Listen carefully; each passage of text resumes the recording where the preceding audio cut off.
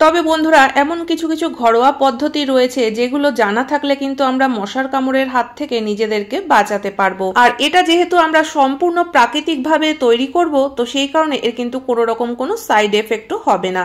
তো আমি জিনিসটা তৈরি করার জন্য প্রথমেই নিয়ে নিয়েছি 1 গ্লাস জল। আর এই জলের মধ্যে কিন্তু আমি এখনো কোনো কিচ্ছু মেলাইনি, একদম প্লেন জল 1 গ্লাস নিয়ে নিয়েছি, সেটা আমি ঢেলে দিলাম একটা বাটির মধ্যে। আর এর মধ্যেই আমরা 2-3টে জিনিস মেশাবো, তাতেই কিন্তু এই জলটা অনেকটা পাওয়ারফুল হয়ে যাবে। তো দেখো এখানে আমি নিয়ে নিয়েছি বেশ কিছুটা নিম পাতা। তবে এখানে কিন্তু শুকনো নিম পাতা ব্যবহার করলে চলবে না, একদম ফ্রেশ নিম পাতা কিন্তু নিতে হবে। তো এখানে যেহেতু আমি 1 গ্লাস জল নিয়েছি, তো সে কারণে আমি এখানে নিম পাতা নেব 1 মুঠো। যদি তোমরা 2 গ্লাস জল নাও তাহলে কিন্তু 2 মুঠো নিম পাতা নিতে হবে। তো এখানে দেখো নিম পাতাগুলোকে আমি ছাড়িয়ে এই জলের মধ্যে দিয়ে দিচ্ছি। মশা বা ঘরের পোকামাকড় তাড়াতে কিন্তু নিম পাতা খুবই কার্যকরী, কারণ নিম পাতার এই যে একটা তেতো গন্ধ, এই গন্ধই কিন্তু পোকামাকড় মশা কেউই সহ্য করতে পারে না। এই জিনিসটা তৈরি করতে কিন্তু আমাদের বিশেষ কোনো খরচাই হবে না, কারণ নিম পাতা কিন্তু আমরা গাছের থেকে নিয়ে নিতে পারবো। আর কর্পূর আমাদের পুজোর জন্য ঘরে থাকেই। তো এখানে আমি 1 টুকরো কর্পূর নিয়ে নিয়েছি। তো কর্পূরটাকে কিন্তু এইভাবে জলের মধ্যে দিলে চলবে না, একটু ভালো করে গুঁড়ো করে নিতে হবে যাতে জলের সঙ্গে মিশে যায়। কর্পূরের গন্ধটা যেমন ভীষণই সুন্দর, সেরকম কিন্তু কর্পূর ব্যবহার করলে ঘরের নেগেটিভিটিও দূর হয়। তো বন্ধুরা এর মধ্যে আমরা আর একটা ছোট্ট জিনিস দেব, নিয়ে নিয়েছি 2টো লবঙ্গ। তো লবঙ্গ দুটোকে আমি মাঝখান থেকে একটু টুকরো করে এই জলের মধ্যে দিয়ে দিলাম।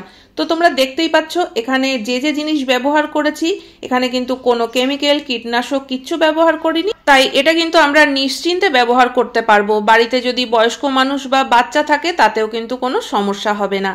তো দেখো সমস্ত জিনিস মিশিয়ে এবার আমি গ্যাসে বাটিটাকে বসিয়ে দিলাম।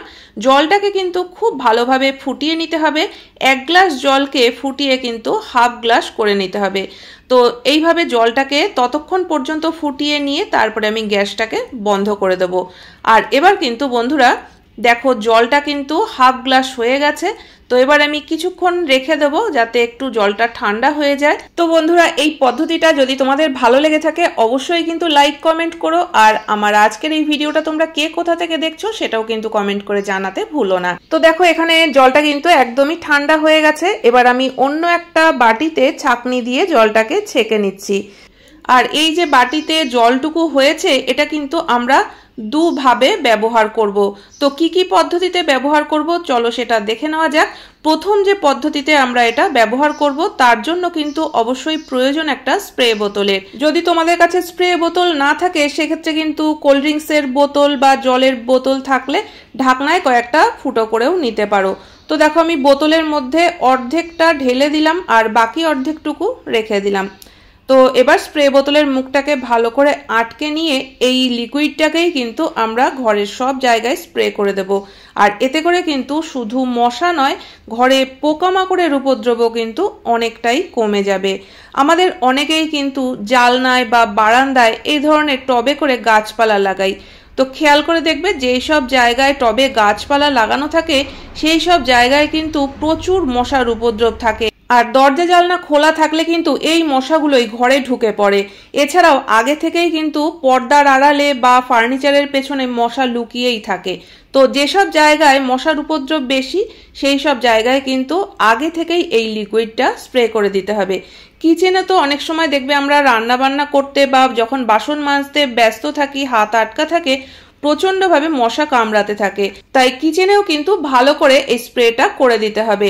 এছাড়াও অনেক সময় দেখবে যে বেসিন থেকে একটা বাজে গন্ধ আসে বা বেসিনের পাইপ থেকে পোকামাকড় উঠে আসে বা টয়লেটের ড্রেন থেকে পোকামাকড় চলে আসে। তো এই স্প্রেটাকে কিন্তু ঘরের সব জায়গায় করে দিতে হবে, ডাইনিং টেবিলের নিচেও স্প্রে করে দিতে হবে।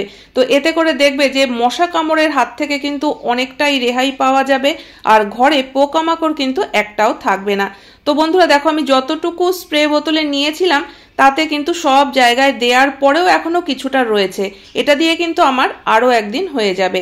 আর এই যে বাটিতে জলটুকু রেখেছিলাম এটা আমরা কি কাজে ব্যবহার করব।